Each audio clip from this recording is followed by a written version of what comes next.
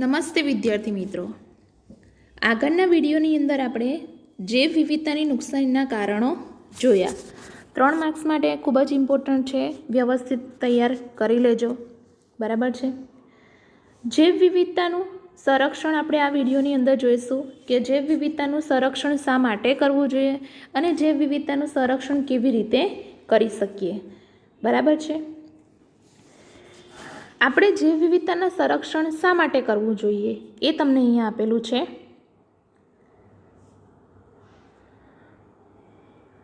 તેના ઘણા કારણો છે, એમાંથી 3 કારણો અહીંયા તમને આપેલા છે. સંક્ષિપ્ત રીતે ઉપયોગિતાવાદી, બરાબર છે.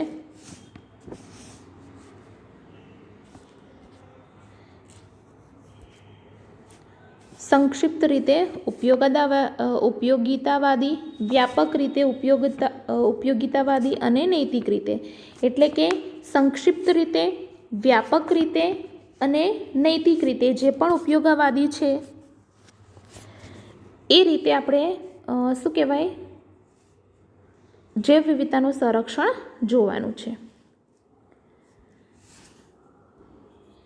ત્યાર પછી આપણે જોઈશું પહેલું સંક્ષિપ્ત રીતે ઉપયોગી જે દલીલો છે એ શું કહેવા માંગે છે. જૈવ વિવિધતાના સંરક્ષણ માટે સંક્ષિપ્ત રીતે ઉપયોગી દલીલો છે એ સ્પષ્ટ છે કે જેમ કે મનુષ્ય પ્રકૃતિમાંથી અગણિત સીધા આર્થિક લાભો મેળવે છે. તમને બધાને ખબર છે કે મનુષ્ય પ્રકૃતિમાંથી બહુ બધા લાભો મેળવે છે. તમે એનું શું કહેવાય ઉદાહરણ લખી શકો અથવા તો કહી શકો કે ધારો કે ખોરાક તમને અહીંયા આપેલું છે.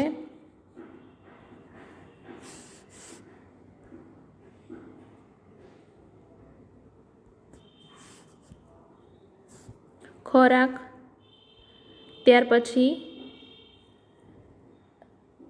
કઠોળ, ત્યાર પછી ફળ, ત્યાર પછી બળતણ, ત્યાર પછી રેસા, બાંધકામ સામગ્રી, ઔદ્યોગિક ઉત્પાદનો જેને કહેવાય ટેનિન્સ, ઊંજણ, રંગકો, રાડ, અત્તર, બરાબર, અને બીજા મહત્ત્વના ઔદ્યોગિક ઉત્પાદનો. તો આ જે બધી વસ્તુ છે એ તમને શું દર્શાવે છે કે સંક્ષિપ્ત રીતે ઉપયોગી દલીલો સ્પષ્ટ કરે છે કે જૈવ વિવિધતાનું સંરક્ષણ આ બધી વસ્તુ આપણને જૈવ વિવિધતા આપે છે એટલા માટે એટલીસ્ટ કરવું જોઈએ. વર્તમાન વૈશ્વિક બજારમાં વેચાતી 25% કરતાં વધારે દવાઓ વનસ્પતિમાંથી મેળવવામાં આવે છે. શેમાંથી મેળવવામાં આવે છે? વનસ્પતિમાંથી મેળવવામાં આવે છે. તો એટલા માટે આપણે જૈવ વિવિધતાનું સંરક્ષણ કરવું જરૂરી બને છે એટલીસ્ટ. અને સમગ્ર વિશ્વના મૂળ સ્થાનિક લોકો દ્વારા ઉપયોગમાં લેવામાં આવતી લગભગ 25,000 જેટલી વનસ્પતિની જાતિઓ પરંપરાગત દવાઓમાં મહત્ત્વનો ફાળો આપે છે. તમે કહી શકો કે લોકો દ્વારા ઉપયોગમાં લેવાતી લગભગ 25,000 જેટલી વનસ્પતિની જાતિઓ પરંપરાગત દવાઓ એટલે કે ઔષધોમાં મહત્ત્વનો ફાળો આપે છે. એ કોઈ જાણીતું નથી કે ઘણી બધી ઔષધીય રીતે ઉપયોગી વનસ્પતિની ઉષ્ણકટિબંધીય વર્ષાવનોમાં શોધ બાકી છે. તમને બધાને ખબર છે, આપણે જોયું હતું કે બહુ બધી એવી વનસ્પતિઓ છે જે ઉષ્ણકટિબંધીય વર્ષાવનોમાં જેમની શોધ બાકી છે. જો સ્ત્રોતો એટલે કે સંસાધનોના વધારા સાથે જૈવ શોધખોળ એટલે કે બાયોપ્રોસ્પેક્ટિંગ આર્થિક રીતે ઉપયોગી ઉત્પાદનો માટે આણ્વીય, જનીનિક અને જાતીય સ્તરે વિવિધતાની શોધ એને શું કહેવામાં આવે છે? જૈવ શોધખોળ. બરાબર, એને શું કહેવામાં આવે? જૈવ શોધખોળ કરવામાં આવે તો સમૃદ્ધ જૈવ વિવિધતા ધરાવતા રાષ્ટ્રો તેના વધુ લાભો લેવાની અપેક્ષા રાખી શકે છે. જૈવ શોધખોળ એટલે શું? તો કે આર્થિક રીતે મહત્ત્વના ઉત્પાદનો માટે આણ્વીય, જનીનિક અને જાતીય સ્તરે જે શોધ કરવામાં આવે છે જેને શું કહેવામાં આવે છે?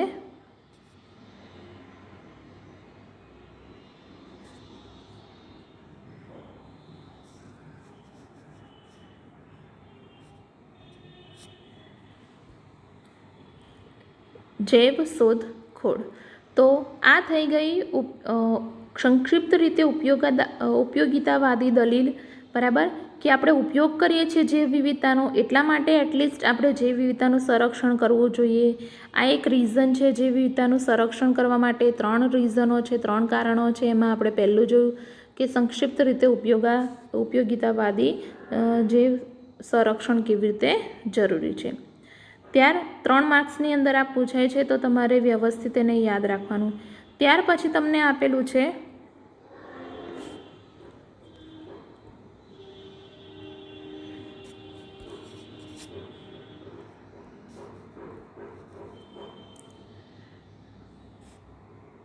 વ્યાપક રીતે ઉપયોગિતાવાદી દલીલો.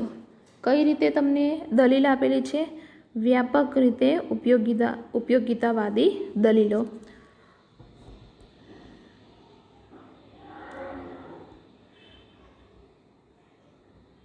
પ્રકૃતિ દ્વારા પ્રદાન કરવામાં આવતી ઘણી નિવસનતંત્રકીય સેવાઓમાં જૈવ વિવિધતા મહત્વનો ભાગ ભજવે છે. જે પ્રકૃતિ, કુદરત આપણને જે આપે છે એ નિવસનતંત્રીય સેવામાં જૈવ વિવિધતા ખૂબ જ મહત્વનો ભાગ ભજવે છે. તમને ખબર છે.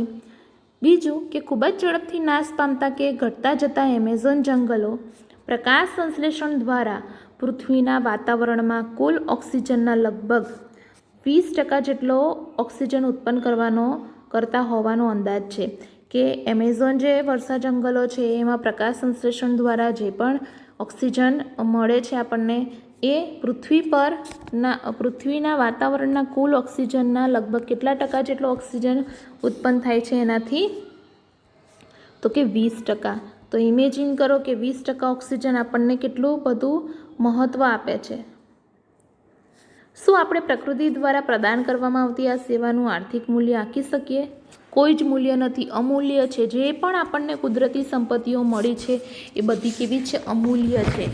એવું બિલકુલ સમજવાનું નહીં કે એની કોઈ કિંમત આપણે આંકી શકીએ. તમે અત્યારે કોરોના જેવી પરિસ્થિતિની અંદર એક ઓક્સિજનનો બોટલ લેવા જાઓ તો કેટલો મોંઘો પડે છે, રાઈટ?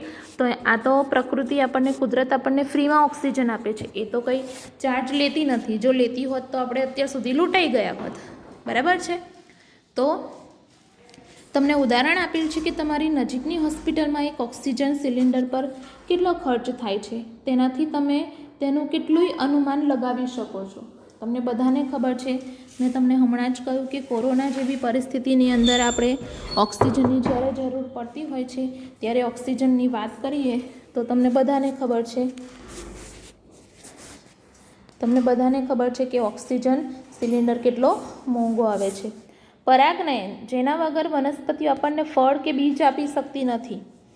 આ ઇમ્પોર્ટન્ટ છે અને તમને બધાને ખબર પણ છે કે પરાગનયન, જેના વગર વનસ્પતિ આપણને ફળ કે બીજ આપી શકતી નથી. તો એ કેટલું મહત્ત્વનું છે. જો વનસ્પતિ ના હોત તો, અથવા તો કીટકો કે પક્ષીઓ કે જેના દ્વારા પરાગનયન થાય છે એ વાહકો ના હોત તો, બરાબર? આ વિચારો તો તમને ખબર પડશે કે કેટલું મહત્ત્વ છે પર્યાવરણનું, જૈવ વિવિધતાનું. નિવસન તંત્રની બીજી સેવા છે કે જે પરાગવાહકો જેવા કે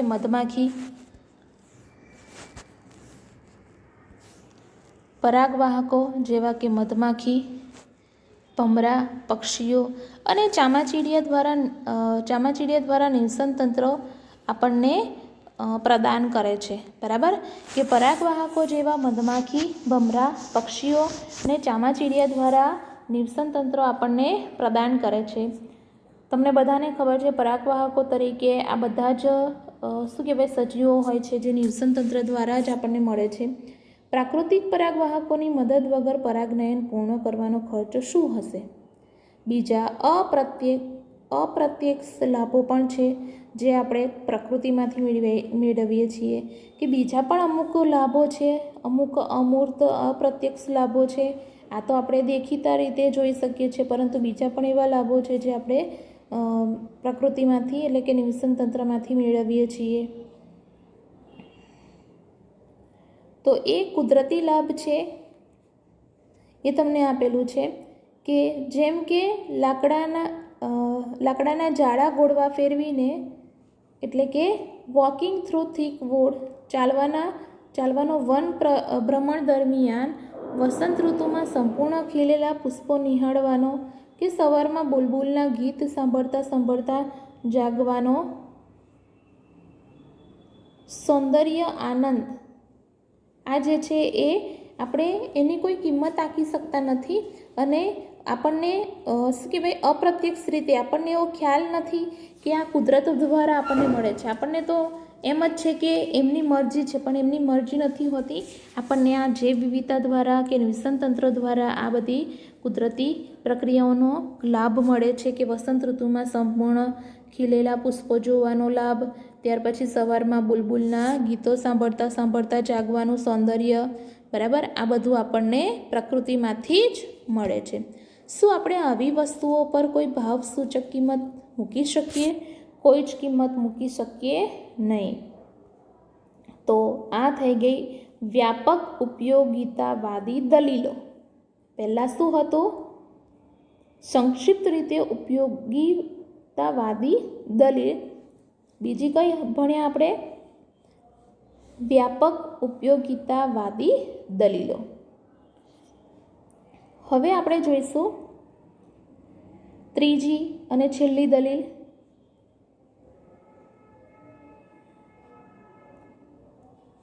જેનું નામ છે નૈતિક દલીલ. જેનું શું નામ છે? નૈતિક દલીલ સંબંધ. જૈવ વિવિધતાના સંરક્ષણ માટે નૈતિક દલીલનો સંબંધ પૃથ્વી ગ્રહ પર રહેલી એવી વનસ્પતિઓ, પ્રાણીઓ અને સૂક્ષ્મજીવોની લાખો જાતિઓ સાથે છે કે જેના આપણે ઋણી છીએ. આપણે ઋણી છીએ. કોના ઋણી છીએ? વનસ્પતિઓ, પ્રાણીઓ અને સૂક્ષ્મજીવોની લાખો જાતિઓ પ્રત્યે આપણે કેવા છે? ઋણી છીએ. જેમની સાથે આપણે રહીએ છીએ. જેમની સાથે આપણે શું કરીએ છીએ? રહીએ છીએ. તમને બધાને ખબર છે એ બાબત.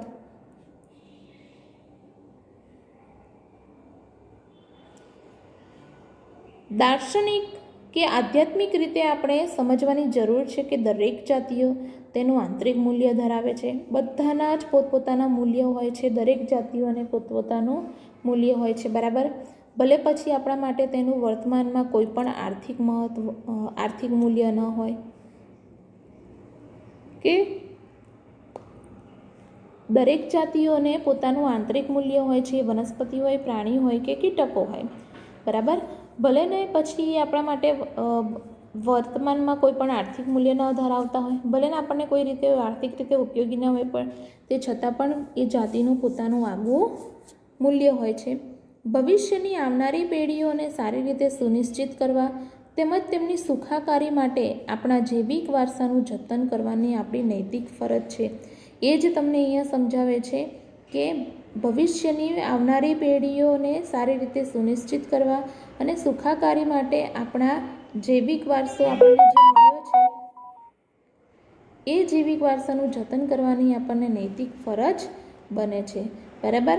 તો આ થઈ ગયું જૈવ વિવિધતાનું સંરક્ષણ શા માટે કરવું જોઈએ. તમને જૈવ વિવિધતાના સંરક્ષણના 2 પ્રકારના પ્રશ્નો પૂછાઈ શકે છે.